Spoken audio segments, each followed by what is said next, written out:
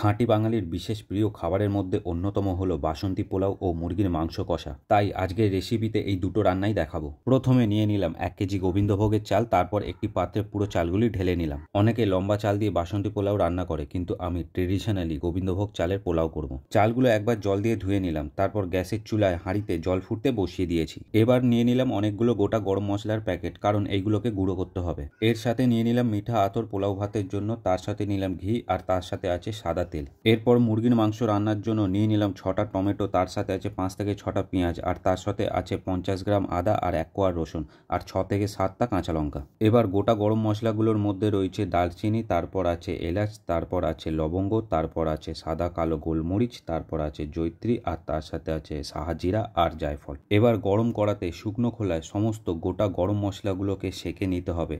দারচিনি, এলাচ, লবঙ্গ, গোটা গোলমরিচ, জায়ফল, তারপর জয়িত্রী, তারপর সাহাজিরা দিয়ে সমস্তগুলি ভালো করে সেঁকে নিতে হবে। এটা আমাদের গোপন মশলা, যা যে কোনো পোলাও ও মাংসের স্বাদ দ্বিগুণ করে দেবে। এদিকে হাঁড়ির জল গরম হয়ে গেছে, তাতে সমস্ত চালগুলি দিয়ে দিলাম। ভাতে বাসন্তী রং আনার জন্য কিছুটা উচ্চমানের খাবারের রং ব্যবহার করলাম। এবার ভাতে রং ধরতে শুরু করেছে। এবার সেঁকে নেওয়া মশলাগুলোকে গুঁড়ো করে নেওয়ার পালা। এবার ট্রেডিশনালি শিল নোড়াতে মশলাগুলোকে গুঁড়ো করে নেব। মশলাগুলোকে বেশি মিহি গুঁড়ো করতে হবে না, একটু দানা দানা থাকলেও হবে। অন্যদিকে ভাত প্রায় সেদ্ধ হয়ে এসেছে, তাই মা অন্য পাত্রে ফ্যান ঢালতে শুরু করে দিয়েছে। এদিকে আমার স্ত্রী গুঁড়ো করে রাখা মশলাগুলোকে একটি অন্য পাত্রে তুলে রাখলো।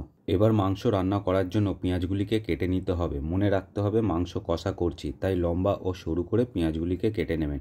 ঠিক এই রকমভাবে কাটতে হবে পেঁয়াজগুলো। এবার কেটে নেব টমেটোগুলো। ছোট ছোট চৌকো চৌকো করে সমস্ত টমেটোগুলোকে কেটে নিলাম। পেঁয়াজ ও টমেটোগুলো কাটা হয়ে গেলে একটি অন্য পাত্রে সেগুলোকে তুলে রাখলাম। এবার আদাগুলোকে একটি ছাঁকনির মাধ্যমে ঘষে ঘষে ছেনে নিচ্ছি। আমাদের মিক্সি খারাপ, তাই আপনারা মিক্সিতে পেস্ট করে নিতে পারেন। আদা কুচিগুলোকে একটি অন্য পাত্রে এবার তুলে রাখলাম। ঠিক একইভাবে রসুনগুলোকে আমি ছাঁকনির মাধ্যমে ঘষে ঘষে কুচি করে নেব, আর আলাদা একটি পাত্রে তুলে রাখলাম। কাঁচা লঙ্কাগুলোকেও মাঝখান দিয়ে চিড়ে ওই পাত্রেই তুলে রাখলাম। ভাতগুলি সেদ্ধ হওয়ার পর ঠান্ডা করতে দিয়েছি অন্য পাত্রে। এবার নিয়েছি 1.5 কেজির মতন মাংস রান্না করতে কড়াতে পরিমাণ মতন সর্ষের তেল নিয়ে নিলাম। তেল গরম হয়ে গেলে দিয়ে দেবো এলাচ, লবঙ্গ, দারচিনি, তেজপাতা। সবগুলোকে নাড়িয়ে চাড়িয়ে দিয়ে দেবো চিনি। এবার কড়াতে সমস্ত কেটে রাখা পেঁয়াজগুলোকে দিয়ে দিতে হবে। পেঁয়াজগুলোকে ভালো মতন করে লাল লালভাবে ভেজে নিতে হবে। এরপর এতে দিয়ে দিতে হবে কেটে রাখা টমেটোগুলো, আর তার সাথে দিয়ে দিতে হবে পরিমাণ মতন লবণ বা নুন।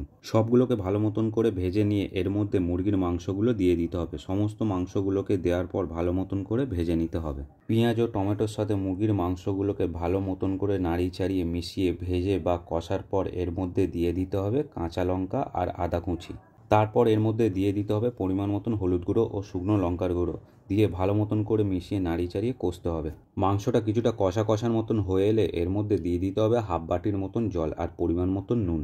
এরপর মাংসগুলোকে ভালো মতন করে কষতে হবে। বেশি জল দিলাম না, কারণ মাংস নিজেরও জল ছাড়বে। এবার মাংসগুলোকে সেদ্ধ হওয়ার জন্য কড়াতে ঢাকনা দিয়ে দিলাম। 5 মিনিট পর ঢাকনা খুলে নিলাম। মাংস থেকে বেশ ভালোই জল ছেড়েছে। আবার 5 মিনিট পর ঢাকনা খুলে নিলাম। তারপর এর মধ্যে দিয়ে দিলাম 2 বড় চামচ ঘি। ঘি দেওয়ার পর মাংসটাকে ভালো মতন করে কষিয়ে নিলাম। মুরগির মাংসের গ্রেভি শুকিয়ে এলে এর মধ্যে দিয়ে দিলাম আমাদের স্পেশাল আর সিক্রেট মশলা। মুরগির মাংস এবার রেডি। পোলাও ভাতের জন্য কড়াতে দিয়ে দিলাম পরিমাণ মতন সাদা তেল। তার সাথে দিয়ে দিলাম 5 থেকে 6 বড় চামচ ঘি। তেল ও ঘি গরম হয়ে এলে তাতে সেদ্ধ করে রাখা পোলাও ভাতগুলো দিয়ে দিলাম। প্রথমে আমি হাফ গামলা ভাত দিচ্ছি, তাতে দিয়ে দিলাম কাজু ও কিশমিশ।